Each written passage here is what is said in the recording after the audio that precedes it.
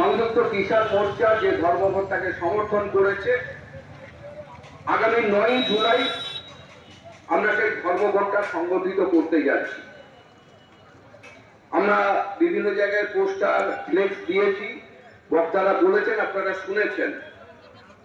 সমস্যাটা যেখানে হচ্ছে, যখন আমরা 9 জুলাই এই ধর্মঘটটা করতে যাচ্ছি, এই ধর্মঘটের যে দাবিগুলো আছে,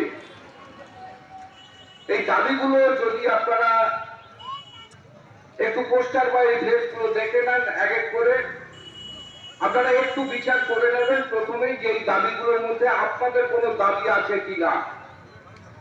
এটা আমরা সিআইটিইউ সহ যে কেন্দ্রীয় ফেডারেশন এবং ট্রেড ইউনিয়নগুলো ওই 9 জুলাই সাধারণ ধর্মঘটটা দেখেছি, আপনারাই দেখে নেবেন।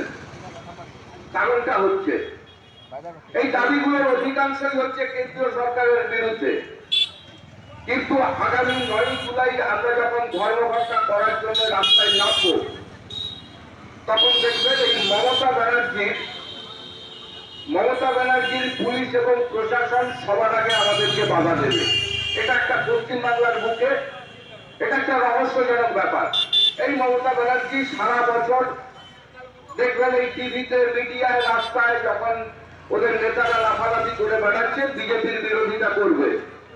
আর যেদিন আমরা বিজেপির এগেনস্টে সাধারণ ধর্মঘট সারা ভারতবর্ষ জুড়ে করব, বিজেপি বিরোধী রাজ্য সারা ভারতবর্ষে প্রচুর আছে, কোথাও কেউ করে না।